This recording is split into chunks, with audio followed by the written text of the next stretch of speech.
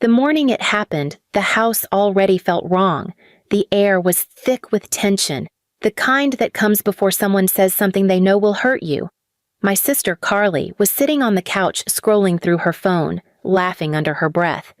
My mother was in the kitchen, her back to me, humming softly while pretending she didn't hear the laughter that had an edge sharper than glass. Ethan, my son, 6 years old, was by the front door, trying to put on his sneakers. "Mommy," he called, holding up one shoe. "Why do they feel weird?" Before I could reach him, Carly's voice cut through the room. "Maybe your clown feet finally grew," she said, smirking. "Please subscribe to our channel and tell us in comments from where are you watching this video." "Carly," I warned, keeping my tone low. "Enough."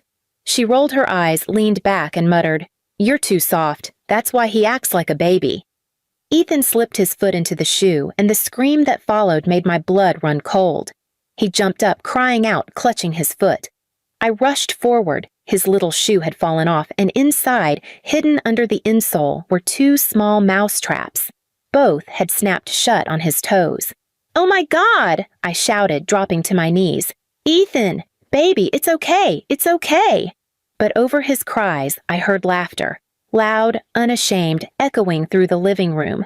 Carly, holding up her phone, recording. What did you... I couldn't even form words. My hands shook as I pulled the traps open, freeing his tiny foot. His skin was red and marked, his tears dripping onto my sleeve. "Carly!" I screamed. "You recorded this?" She just snorted. "Relax, it's a joke." "A joke?" My voice cracked. "He's a child. My child." Mom's voice floated in from the kitchen, calm, cutting, cold. "Enough yelling. He's fine." I spun around, still cradling Ethan. "He's bleeding." Mom wiped her hands on a towel and turned toward me, her face unreadable. "He's just being dramatic, like you always were." "Mom, you can't blame Carly," she said, crossing her arms. "You're the one who raised that boy to be soft, always crying, always clinging. Maybe it's time he toughened up." Ethan sobbed into my shoulder, trembling. I felt something inside me fracture, that line between heartbreak and rage. Carly laughed again, replaying the video on her phone. "You should see his face, Mom. It's hilarious." Mom's lips twitched into a smile. "Send it to me." I froze. "What?" She said send it to her. Carly's tone was teasing, triumphant. "Guess it runs in the family, huh?" I stood up, shaking. "You're disgusting." Mom shrugged. "You're too sensitive, Emily. That's why you fail at everything. You think the world cares about your feelings? It doesn't. Better he learns that early." "You're talking about your grandson." She didn't flinch. "He's not my grandson. He's your accident, and you've been punishing us with him ever since." The words hit harder than anything I'd ever felt. Ethan's small body jerked as he hiccuped through tears, confused and terrified. Something in me broke. I took his tiny hand in mine, walked straight past them, and went to his room. He didn't resist, just buried his face into my shoulder and whispered, "Did I do something bad, Mommy?" I couldn't answer. I just packed his clothes, my purse, his favorite blanket. My hands moved fast, fueled by fury and heartbreak. I could still hear Carly's laughter echoing from the living room, could still hear my mother's voice. Low, calm, venomous. "You'll be back," she called as I walked out the front door. "You always come crawling back." I didn't turn around. Outside, the sun was bright, but the air felt thin. I buckled Ethan into the car, his small hand gripping mine the whole time. When I looked back at the house, the curtains shifted. My mother's silhouette watching. Her smile faint, satisfied, like she'd won something. I whispered, mostly to myself. "You just lost everything." Ethan sniffled. "Are we leaving forever?" "Yes, baby," I said, starting the car. "Forever!" The drive was silent except for his small breaths. He fell asleep halfway to the next town, clutching his stuffed dinosaur. My mind raced the entire time, not just with what they'd done, but what they thought they could get away with. Because this wasn't the first time they'd crossed a line. But it would be the last. I didn't know how yet. I didn't know when. But they had filmed my son's pain. They had laughed while he cried. and I would make sure one day they understood what it meant to be truly humiliated. They wanted a lesson? They'd get one. Only this time, the camera would be mine. The first month after leaving felt like trying to breathe underwater. Every sound made me flinch. A phone buzz, a knock, even a cartoon laugh from Ethan's tablet. It all reminded me of them. I'd found a small apartment over a laundromat on the edge of town. The rent was cheap, the walls were thin, but it was ours. For the first time, no one called us names. No one mocked his laughter. I took a job at a cafe down the street. Mornings were brutal, nights worse, but I'd never felt prouder wiping sweat from my face and knowing it came from honest work. Ethan would sit at the back table drawing superheroes with broken teeth but big smiles. When customers asked who he was, he'd say, "My mom's the boss here," and I'd turn away before they saw me cry. Every week, Carly posted new videos online, pranks, mean jokes, mocking people she called oversensitive snowflakes. One day, a coworker showed me a clip. My heart stopped. It was Ethan, the same video from that morning. She'd uploaded it, captioned, "When weak parents raise weak kids." Thousands of views, hundreds of comments, some laughing, some horrified. I couldn't breathe. My hands shook so hard I dropped my phone. That night, I watched my son sleep, his chest rising softly, the faint scar still visible near his toes. I'd promised him safety, and now strangers were laughing at his pain. The next day, I went to the police. They said there wasn't much they could do. "It's just a video," the officer said. "Freedom of speech." Freedom of speech. That phrase felt like poison. For weeks, I couldn't focus at work. I'd stare at the espresso machine and hear Carly's laugh echoing through my skull. But grief eventually turns to steel. One evening, after closing up, I opened my laptop and started searching. Privacy laws, defamation, digital rights. I read for hours, night after night, while Ethan slept with his little hand curled around his dinosaur plush. I learned everything: how online evidence works, how to track IPs, how to report child exploitation, how to make it public without breaking the law. I didn't want revenge. Not at first. I wanted justice. But when I saw Mom's comment under the video, maybe now she'll learn to raise him right. Something inside me snapped back into place. Not broken this time, sharp. I created an account under a false name and started posting comments beneath Carly's content. Not insults, just questions. "Is this your nephew? Why is he crying? Didn't you say your sister was abusive?" Within days, people started noticing the contradictions in her videos. She had built a small following, bragging about being an advocate for mental health. Hypocrisy was an easy target. I didn't lie. I just let their truth eat them alive. Then came the night everything changed. A journalist from a local news site reached out to my anonymous account. She was investigating online child cruelty trends. She'd seen the video. She wanted to feature it, with the child's identity protected, to expose the people behind it. I said yes. When the story dropped, it spread faster than I ever imagined. Headlines called it the mousetrap prank that went too far. They blurred Ethan's face, but everyone recognized the house, the decor, Carly's voice. Comments flooded in. Her sponsors dropped her.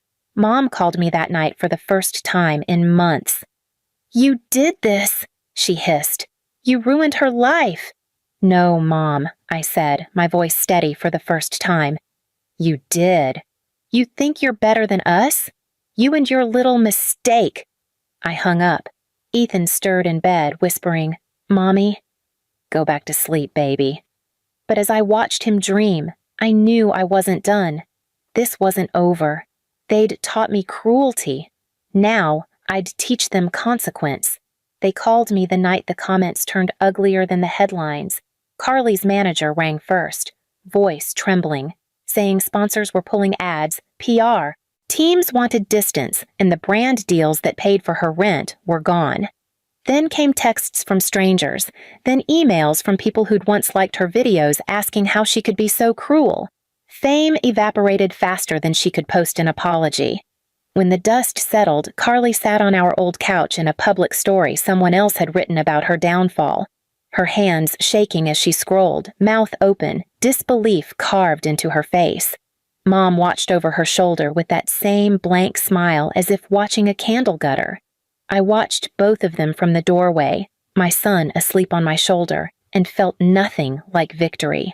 I felt the slow, careful settling of something that had been building for years, the realization that justice was quieter than I'd imagined. They came to me a month later. Not with letters or threats, but at my doorstep in the rain, eyes wide, mouths dry. "Emily," Mom whispered, voice gone thin. "We're homeless. Carly's videos were taken down. We have nothing. Please, please, help us." I let them stand there for a long time. Ethan rubbed his sleepy eyes and peered at them, innocent and trusting, and I felt the last of whatever fear had kept me small drain out of me. "I can give you one thing," I said, "but it's not money. It's not shelter. It's a job. Real work helping the families I help now." I didn't say it to be cruel. I said it because cruelty had been their trade and work was the opposite of that. "You'll come 3 mornings a week to the community center. You'll clean, you'll sort donations, you'll sit in parenting classes, you'll volunteer at the children's playgroup and listen." Dad's jaw tightened. "So you'll let us do chores?" "No," I said. "You'll learn to be useful. You'll repay what you broke by rebuilding something that matters." They balked. Mom's eyes flashed with anger, then with the slow horror of people who finally understand that their currency, shame and control, no longer buys anything. Carly hissed, "You'll make us work for crumbs?" As if crumbs weren't the exact crumbs they'd left me and my son to live on. I enrolled them. The first week was the hardest to watch. Dad, clumsy with a broom. Mom whispering apologies that weren't yet meant for me but for the tile on their knees. Neighbors came into the center and one by one recognized the couple who used to host those loud Sunday dinners. There were stares, there were questions. There was the kind of social accounting that reputations fear more than bankruptcy. People watching who you were when you had nothing. It wasn't punishment. It was correction, the slow, grinding work of reversing harm. They scrubbed toys I'd once found chewed and put them back.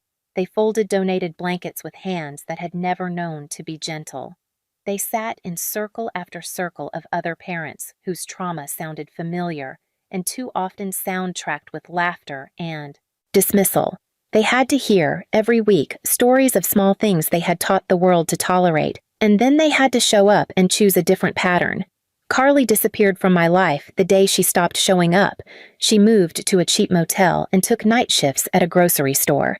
Fame had been a thin skin. When it tore, she had no idea how to be otherwise. Mom lasted longer. At night, she'd call, ask about Ethan, ask if I forgave her. I answered with the truth. I forgave myself first, then offered help when it was honest and hard, not when it was convenient. Months later, a neighbor I'd met at the shelter waved me over. "Your parents asked for a letter," she said, handing me a typed page. On it, in Mom's spidery script, was the apology she could finally say out loud. Not because the internet demanded it, but because she had learned what it felt like to sit in a room of people she'd hurt and listen. I didn't post it. I slid it into a drawer. Some things don't need to be trophies. They needed to be true. On the day I locked the door of my small apartment behind me, the day I walked into the center and saw the mats filled with kids laughing without fear, the shelves full of toys and donations clean and organized, I understood the last part of the story I'd been writing with my life. Revenge hadn't been about ruining them. It had been about refusing to be ruined by them. It had been about building a place where the laughter of my son and every other child could be safe again. They begged me for the shelter they'd once denied me. I let them come in and earn it. I taught them how to be useful. The city taught them how to be accountable.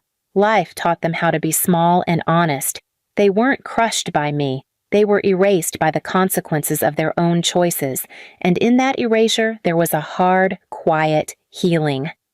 That night, as Ethan fell asleep beside me with a cartoon quietly playing, his laugh pure and loud, I realized the last thing I wanted from them wasn't an apology or an apology video or viral shame. It was to never have to shrink again because someone else decided I deserved it. When the silence of the center settled, it didn't scare me, it healed me. Please subscribe to our channel and tell us in comments from where are you watching this video.